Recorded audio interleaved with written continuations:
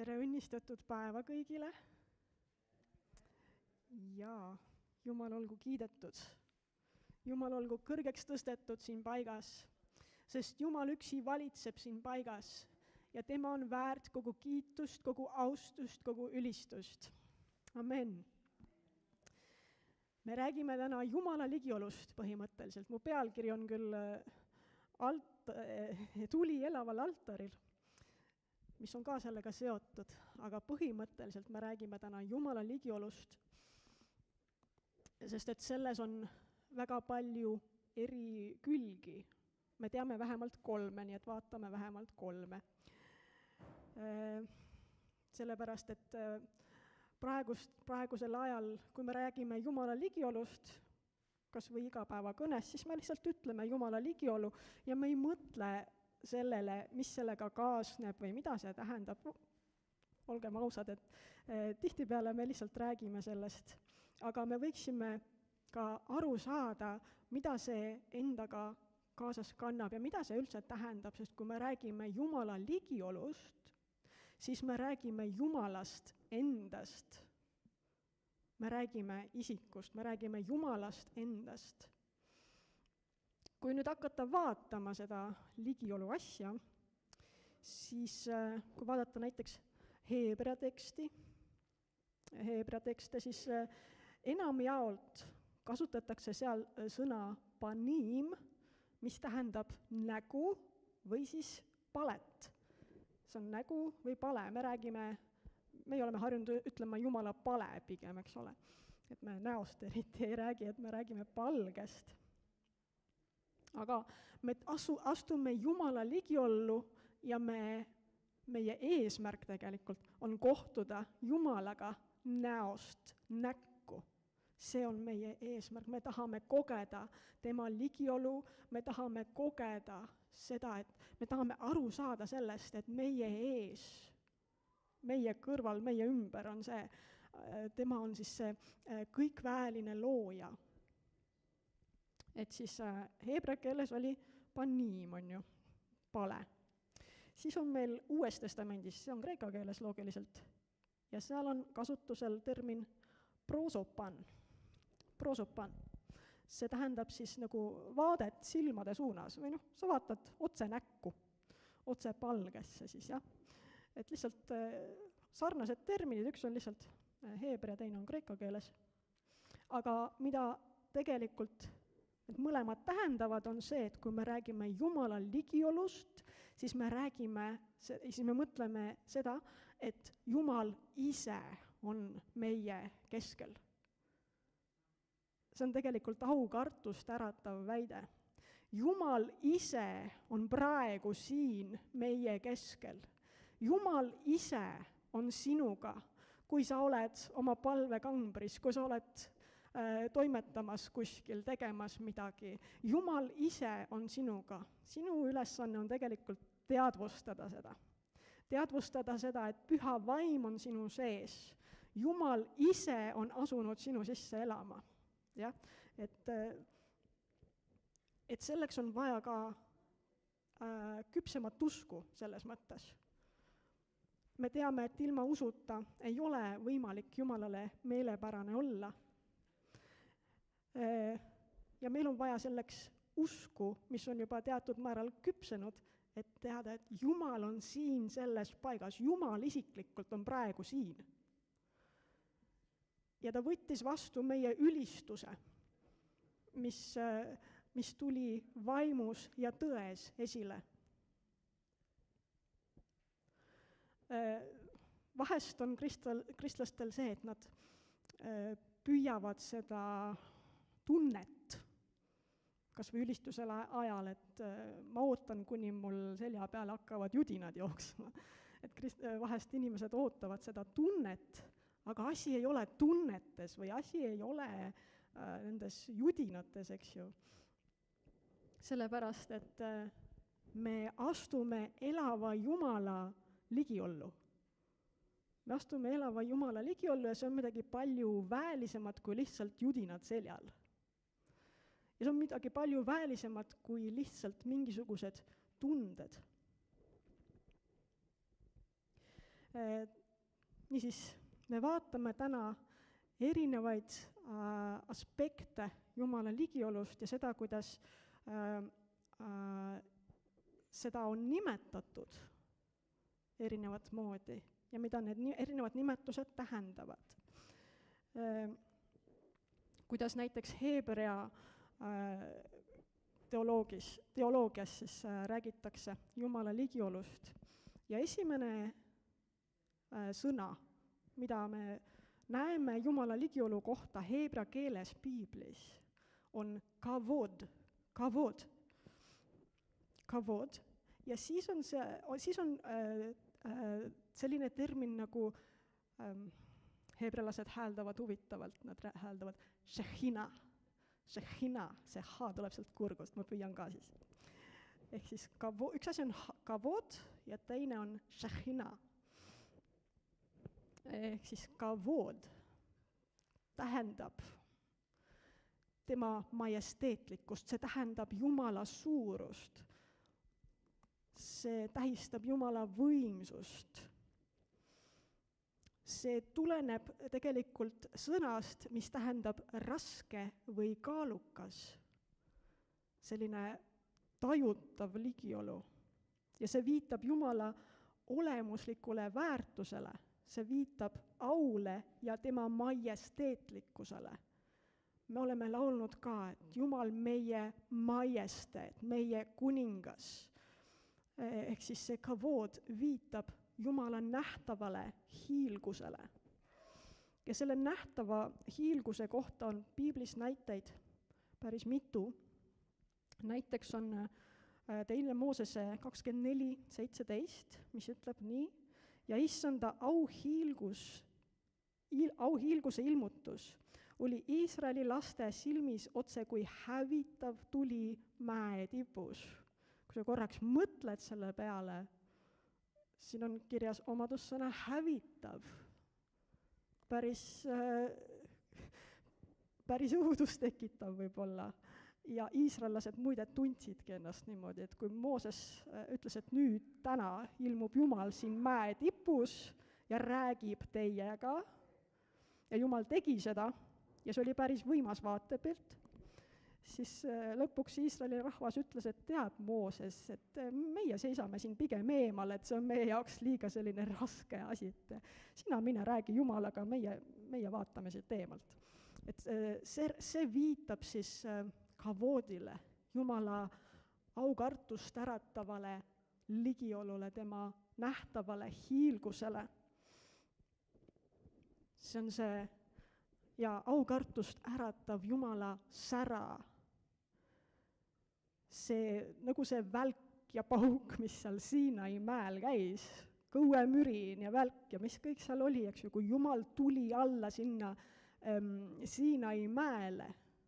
Või siis ka Hesekiel kirjeldab seda, et see oli nii aukartust äratav, kui ta oli seal Jumala ligiolus kavoodis, et talle jäänud muud üle, kui laskuda silmili maha lihtsalt. Selline Jumala ligiolu oli seal.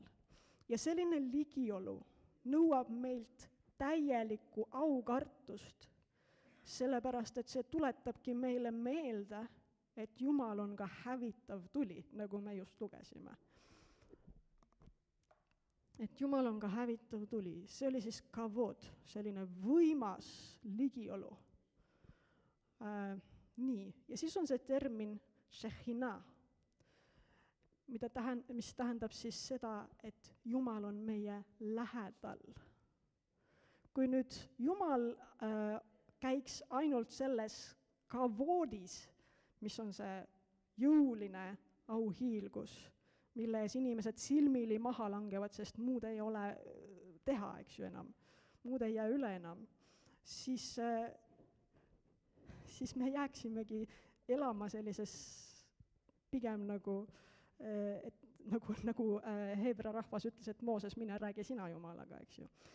Ja, aga siin on veel kasutusel termin ka shechina, mis on tegelikult, seda ei ole piiblis. Ma ütlen otse välja, seda piiblis ei ole, seda shechinad, aga see on rabide kommentaarides.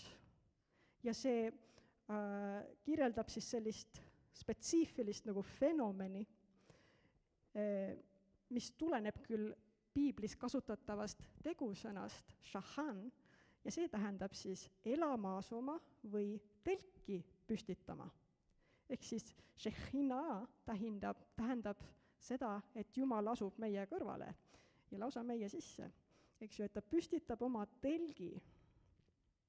Et siis, kui me rääkisime kavoodist, siis see tähendas Jumala väge, et see räägib nagu Jumala atribuutidest, et Jumala vägi on ju, et ta on võimas, väeline, suursugune.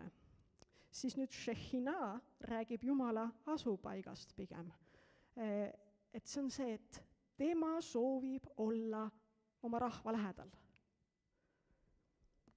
See on üks põhjustest ka, miks Jumal üldse lõi inimese. Üks paljudest põhjustest. Selleks, et olla osaduses inimesega. Ja kui me vaatame näiteks 2. Moosese 25:8, siis see ütleb siin, ja nad tehku mulle pühamu, siis ma asun elama nende keskele. See viitab sellele, et Jumal tahab olla oma rahva keskel. Ta tahab asuda siin meie keskel. Mõtled võib-olla niimoodi, et kui me võrdleme neid kahte kavood ja šehhina, siis kavood on selline kaalukas, selline suursugune majesteetlikkus, mis paneb sind lausa maani kummarduma, sest sul ei jää muud üle. Šehhina on aga see reaalsus, et seesama majesteet, seesama kuningas, seesama kõikvõimas Jumal on toonud oma trooni sinu tuppa. Kujutad ette? Kui meil küll Eestimaal kuningaid ei ole olnud, aga kui näiteks Inglismaa kuningas tuleks ja paneks oma trooni sinu tuppa ja elaks seal. Jumal tahab seda. Jumal tahab seda teha, ta tahab sulle olla ligi. Ta tahab elada sinuga koos. Ja Iisraeli rahvas koges seda, kui ta oli kõrbes. Me teame, et päeval juhtis neid pilvesammas ja öösel juhtis neid tulesammas. Ja nad kogesid pidevalt Jumala auhiilgust tegelikult. Nad kogesid pidevalt Jumala juhtimist. Nad kogesid pidevalt jumalikku varustust. Ja Jumal andis neile teatud juhised, kui nad olid juba valmis teinud endale koguduse telgi ja altari püstitanud ja nii edasi. Et siis ta ütles, et see on 3. Moosese 6:13, et see tuli seal altaril ei tohi iial kustuda. See peab kogu aeg põlema. Seda peab kogu aeg toitma nii-öelda. Et see jätkuv ohvri toomine oli tol ajal nagu ainus võimalus, mis lasi nendel nii-öelda patustel, vigastel inimestel käia Jumala läheduses. Tuli altaril pidi kogu aeg põlema. Sest altar oli see koht, kus see asendusveri, loomaveri tol hetkel, kohtus siis Jumala pühadusega. See altar ja see ohver seal peal ja see tuli seal altaril, need olid siis sillaks inimese nõrkuse ja Jumala auhiilguse vahel. Selline süsteem oli siis Vanas Testamendis. Ja nüüd vaatame 5. Moosese 23:15. Siin on midagi päris võimsat kirjas. Kirjas on nii. Sest issand su Jumal kõnnib keset su leeri, et päästa sind ja anda sinu vaenlased sinu kätte. Sellepärast olgu su leer püha, et ta ei näeks su juures mitte midagi sündsuse vastast ega pöörduks sinust ära. Kujutad ette, Jumal käis keset nende leeri. Jumal ise käis, Jumala auhiilgus oli seal. Jumal käis seal nende keskel, aktiivselt käis mööda nende leeri ja vaatas, kuidas nende elu on. Ja ta rääkis seda ju, eks ole, me just lugesime, et juhis oli see, et ta ei näeks su juures mitte midagi sündsuse vastast ega pöörduks sellepärast sinust ära. See oli Jumala juhis. Ja kuna tema on püha, siis ta tahtis, et tema rahvas oleks püha, et see leer oleks püha. Ja see kehtib tänapäevani, et ta tahab, et meiegi oleksime pühad, et me pühitseksime ennast Jumala ees pidevalt.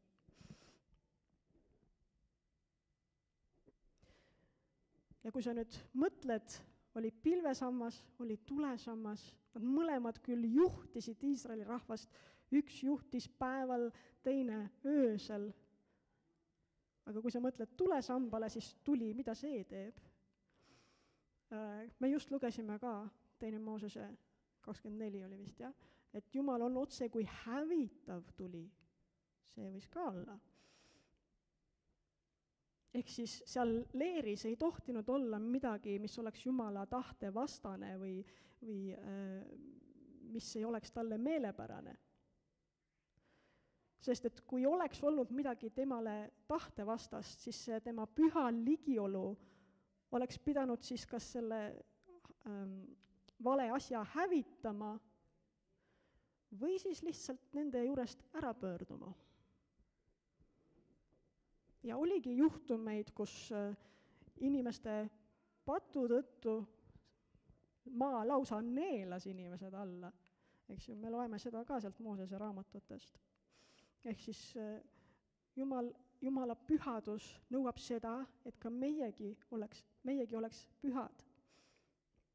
Aga kes suudaks jääda Jumala ees nii pühaks ja elada läbi kogu aeg sellist läbikatsumist, et kas sa ikka oled püha või kuidas sul läheb nüüd siin? Et kui me jääme oma pead, siis meie sisemised altarid on kogu aeg risustatud mingite üleliigsete asjadega ja ma arvan, et Jumal ei jääks meie juurde kauaks, kui me jääksime oma pead niimoodi. Aga nüüd tuleb Jeesus. Uues testamendis me näeme, et Jeesus tuleb ja saab sillaks meie ja Jumala vahel.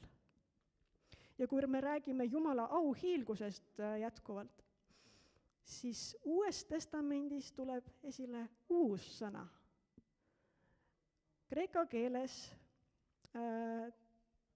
tähistab siis sõna doxa, sellist suursugust silda, mis tegelikult ühendab omavahel kavoodi ja šehina. Et siis doxa on see, mida me kogeme tänapäeval ja ka šehinad kindlasti. Ehk siis Uue testamendi autorid, püha vaimu juhtimisel muidugi, panid need kaks terminit kokku ja näitasid meile siis, kuidas kirjeldada Jumala füüsilist ja vaimulikku ligiolu. Ehk siis, kui me räägime doksast, siis see tähistab ühelt poolt majesteetlikkust. Sellest, millest me rääkisime just, et Jumal kui suursugune kuningas, majesteet. Et ühelt poolt tähistab doksa seda, eks ju, ehk siis see räägib sellest kaalukast auhiilgusest, kavoodist.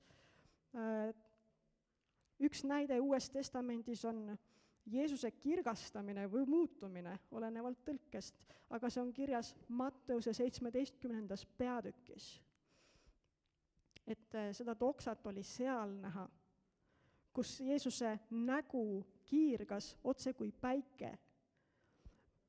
Või siis seda on näha ka tema tõotuses, et ta tuleb tagasi pilvedel väes ja auhiilguses ja seal auhiilguse sõna koha peal on kreeka keeles just see doxa. Ja siis me näeme doxas ka seda šehinaad, ehk siis šehina tähistas meil asupaika, eluaset. Kui sa vaatad Johannese evangeeliumi, siis seal on meil näha, et see Jumala auhiilgus, šehina, ei ole mitte lihtsalt mingisugune pilv enam. See on isik. Jumal on alati olnud isik. Aga praegu me tunnetame teda kui isikut, sest ta on meie sees. Vaata, mis kirjutab Johannes 1. peatükis salmis 14. Ja sõna sai lihaks ja elas meie keskel ja me nägime tema kirkust nagu isast ainusündinu kirkust ja siin on kirjas sõna doxa ja täis armu ja tõde. Ehk siis siin on kirjas, et Jeesus asus elama siia. Ja see tähendab siis, et ta põhimõtteliselt püstitas telgi meie keskele. Ja Johannes lausa ütleb siin kõva häälega välja, et Jeesus ongi see šehina, Jumala ilmutatud ligiolu. Ja ta on püstitanud oma telgi meie sisse, meie keskele, kuigi me oleme patused, eks ole, kuigi me võib-olla ei vääri seda, siis Jeesus ikkagi tegi seda.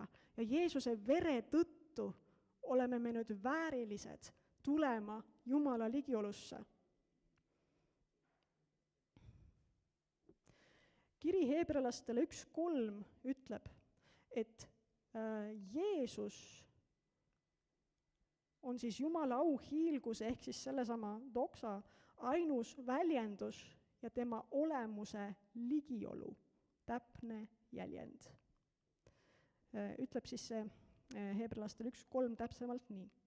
Kes olles tema aupaistus ning ta olemuse kuju ja kandes kõike oma vägeva sõnaga pärast seda, kui ta iseenese läbi oli toimetanud meie pattude puhastuse, istus ausuuruse paremale käele kõrguses. Ehk siis, kuidas siis tegi Jeesus võimalikuks selle, et Jumala ligiolu on pidevalt meie keskel tegelikult? Et me ei pea enam minema kuskile preestri juurde ja tooma mingeid ohvreid, eks ole. Jeesus tegi võimalikuks selle, et Jumala ligiolu ehk siis doxa kreeka keeles on pidevalt meiega. Sellepärast, et temast sai lõplik ohver Jumala altaril. Jeesusest sai see lõplik ohver, mis lunastas inimkonna pattudest. Ja Heebrealastele 13.12 kirjutab. Seepärast on ka Jeesus, et pühitseda rahvast oma vere läbi kannatanud väljaspool väravat. Tegelikult viis Jeesus täide kõik, mis oli kirjas Vanas Testamendis, eriti siin 5. Moosese 23. peatükis.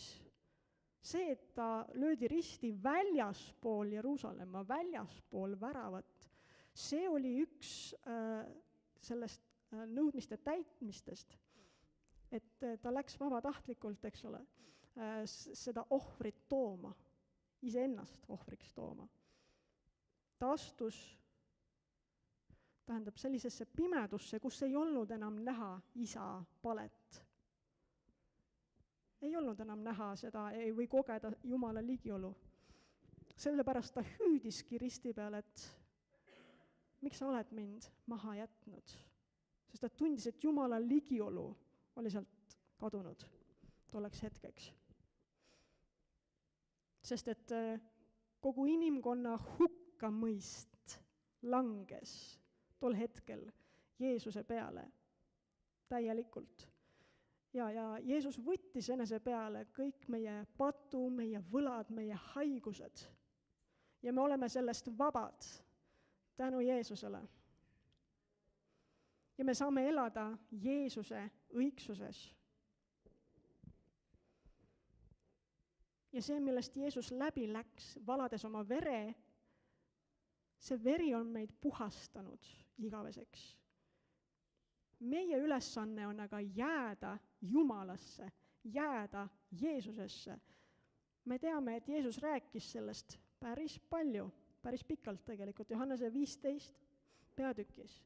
Mine koju ja uuri seda peatükki, uuri seda süvitsi, et Jeesus tahab, et sa jääksid temasse.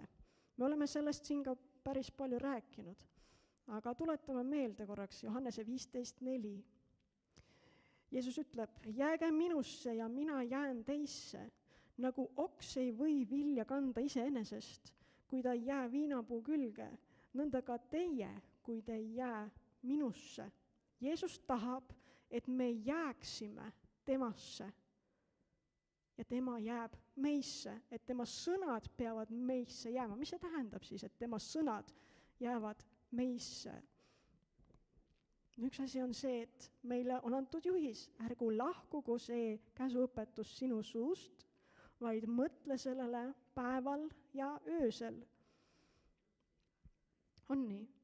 See on üks viis, kuidas Jeesus saab jääda meisse. Jeesus on Jumala sõna, eks ju. Ja see jäämine tähendab siis püsivalt asumist ja ennast paigale lukustamist ja mitte kuhugi lahkumist.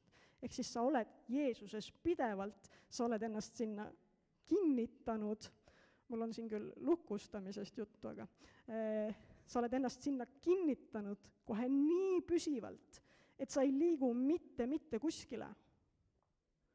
Isegi kui mingisugused ahvatlused ümberringi on, siis sinu pilk on suunatud Jeesusele, su usu alustajale ja lõpetajale. Amen. Ehk siis Jeesus on teinud selle puhastustöö meie eest ära. Ja tema läbi me oleme puhtad Jumala ees. Tema läbi me oleme pühad Jumala ees. Nagu Jumal on öelnud, et olge pühad, sest mina olen püha. Ja Jeesus on selle meile võimaldanud olla püha Jumala ees. Ja loomulikult me teame ka seda, et püha vaim on tulnud meie sisse elama. Ehk siis meie sees on pidevalt Jumala auhiilgus, see doksa, mis elab meie sees. Ja kuidas me jääme Jeesusesse, nagu ta ütles, et peaksime jääma? See on siis, kui me hoiame pidevalt korras seda sisemist altarit. Ja selleks me võime teha järgmist. Me peaksime elama avatult ja varjamatult Jumala palge ees. Meil ei tohiks olla selliseid sisemisi saladusi. Jumala ees ei olegi saladusi. Inimeste eest võid sa asju varjata, aga Jumala eest ei varja sa mitte midagi. Ja see, et sa jääd Jumalasse, Jeesusesse, tähendab seda, et sa ei peitu enam mingite religioossete harjumuste taha. Et ma teen seda sellepärast, et ma olen harjunud seda tegema. Ei, ma teen neid asju, mida ma teen, ma ülistan, ma kuulen Jumala sõna, ma loen Jumala sõna, ma uurin Jumala sõna, mitte sellepärast, et ma olen harjunud seda tegema, vaid sellepärast, et ma tahan, et püha vaim täidaks mind. Sellepärast, et ma tahan tuua au Issandale. Sellepärast, et ma tahan, et Jumala ligiolu täidaks mind. Ja siin juures me räägime, eks ole, doksast, et Jumal elaks minu sees ja Jumal juba elab minu sees. Ja isegi kui me komistame see juures, sest me oleme inimesed, kui me komistame see juures, siis me ei hakka ära jooksma Jumala juurest. Me ei hakka ära jooksma selle tule juurest, mis seal altari peal on. Me hoopis jookseme selle tule poole, sest tuli puhastab meid. Ja ideaalis, kui me võrdleme ennast kullaga, siis kuld ei põle tules. Kuld puhastub tules. Nii et olgu meil julgust astuda Jumala armutrooni ette. Nii et üks asi on see, et me elame avatult ja varjamatult Jumala palge ees. Ja? Teine asi, me hoiame alal elavat ohvrit. Seal, nagu Jumal ütles, et seal altaril ei tohi see tuli kustuda. Meie sinuga oleme elav ohver.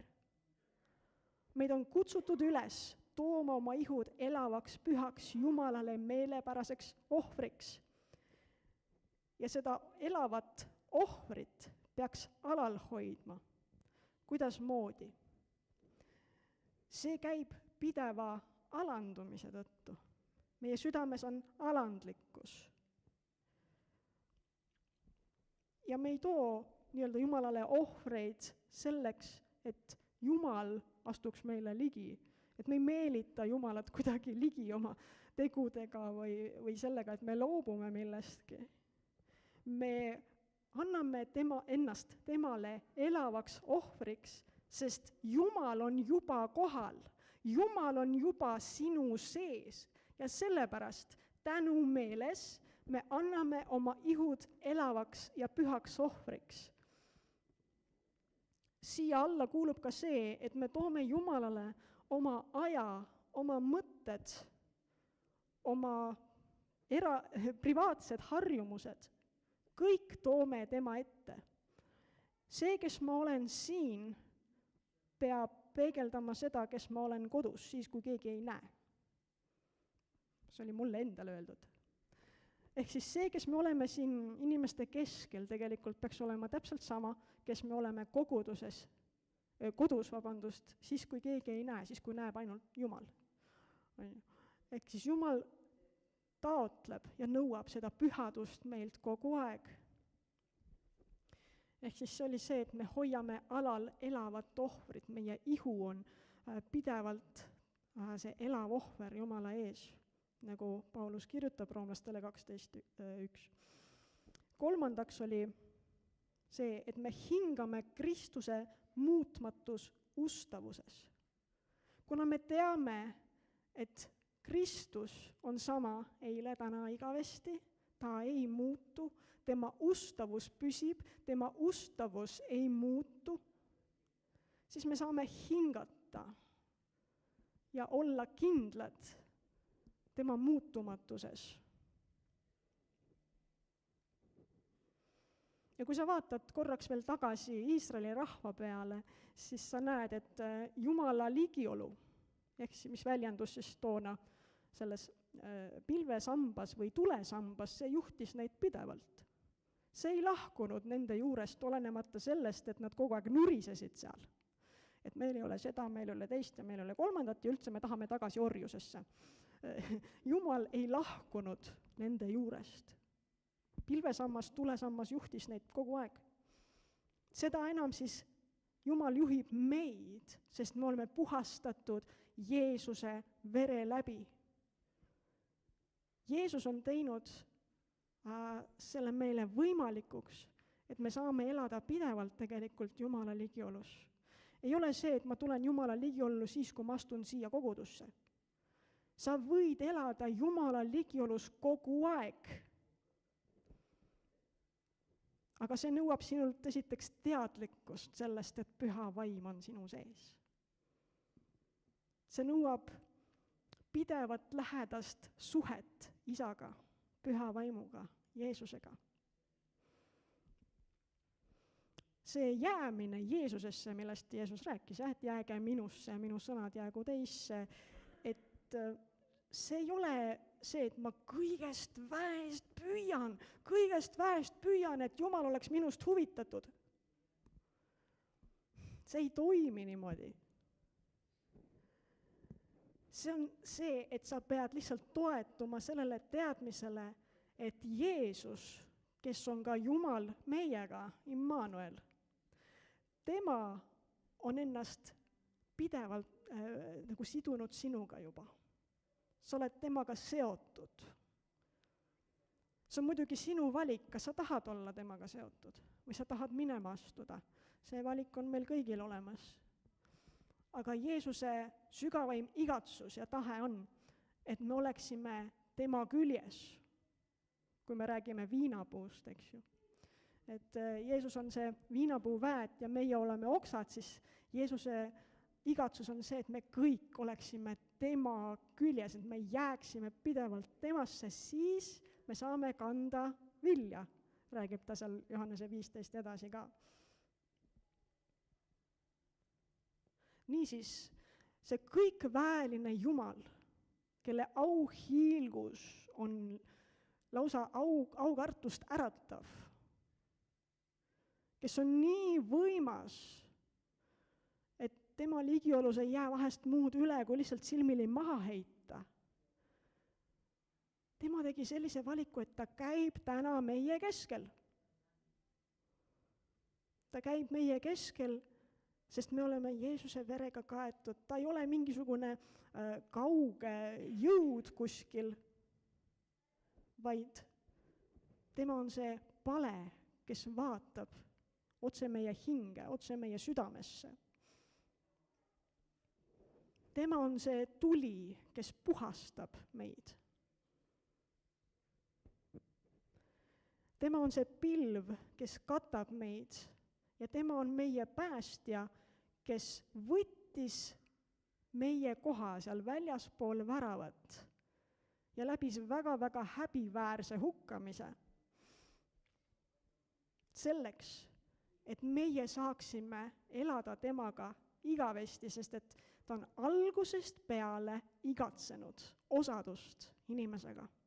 Ta on algusest peale igatsenud olla inimese lähedal. Aga Jumal tahab, et meie kui elav ohver, et see tuli meie altaril põleks kogu aeg.